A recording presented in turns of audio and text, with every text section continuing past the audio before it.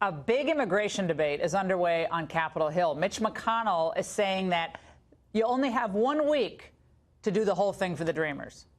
And I'm telling you, watching this thing, the same old open border suspects are at it again. Front and center is Senator Dick Durbin. He took to the Senate floor yesterday to repeat that tedious trope that you Americans are just too lazy or unwilling to do the jobs that only illegal immigrants will do. Go to the local meat processing plant or the chicken processing plant and watch who comes out of that plant at quitting time. Hispanics and Africans taking what are pretty tough, dirty, rough jobs because others don't want them. Not many of us say to our sons and daughters, I'm hoping the day will come when you decide to go and pick fruit for a living. Hardly ever hear that because we know it's hard, backbreaking work, and immigrants do the work.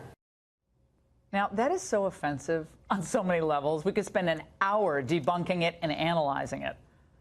Just from my own personal experience, my brothers, my mother, and I did all of these jobs. We did manual labor, fruit picking, paper routes, lawn work, cutting lawns, raking lawns, restaurant work. My mother waited tables into her early 70s. And if she were alive, I think about her a lot. I think she'd probably show up at Durbin's office to throw one of her old polyester uniforms at him. She'd be so mad. I'll tell you what's really going on in this whole debate. The Democrats don't really care all that much about these illegal workers as much as they care about getting their power back. Now, what do I mean? We know a lot of middle-class voters are fed up with the Democrats, so the party has to begin to remake the electorate. But Durbin's statement ignores the fact that the inflow of all this cheap immigrant labor hurts Americans who actually will do those jobs that Durbin turns his nose up at. Here's how my radio callers reacted to his comments today. I was in a position where I desperately needed a job, and I went around to these locations that Dick said were only Hispanics, like in the restaurants, for example, in the kitchen, and I couldn't even get my foot in the door. I've got 38 years experience in heavy demolition, and I've got turned down for 3 jobs because I don't speak Spanish. Now, for a fair wage, Americans will do and have done these jobs, Senator Durbin. So stop lying to us. Preserving entry-level work opportunities for Americans is important for young people, and it's also really important for those who don't have a college degree, maybe for those who don't have a special skill set developed. And I think it's really interesting to look back to see how the Democrats have shifted on the immigration issue. I remember the time when Democrats actually supported the working men and women of the country. And they even worried about flooding the nation with poor people from other countries who are going to compete with poor people already in our country who are American citizens or legal immigrants.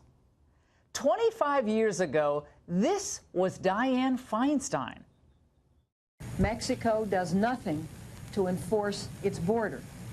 It is my view that if we are going to have a North American free trade agreement, that Mexico must do its share.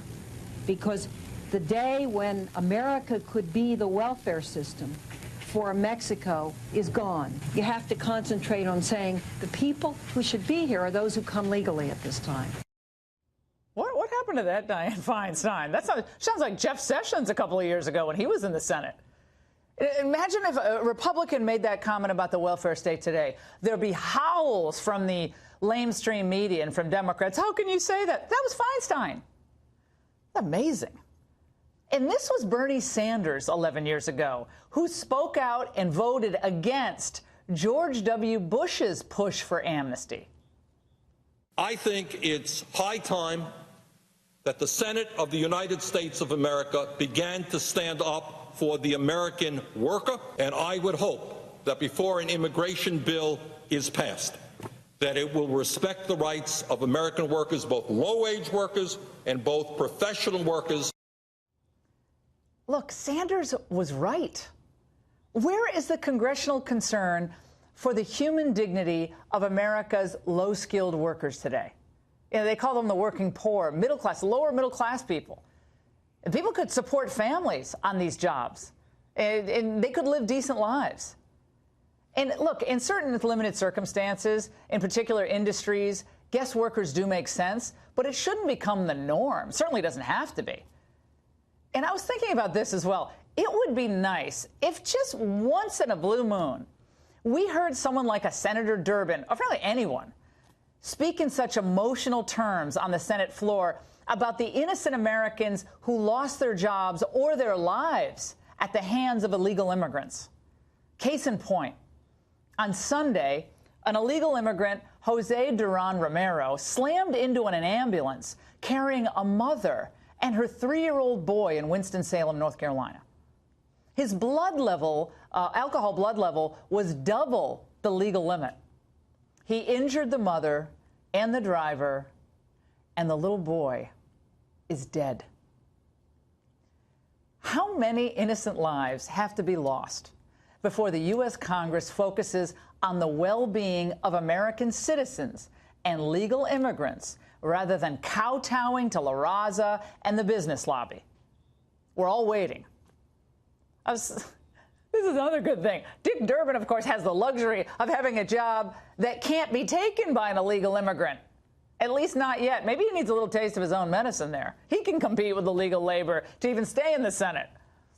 But whatever Congress's final deal on immigration includes, if it ends up being a deal at all, the needs of the American people, the American worker, should always be priority number one.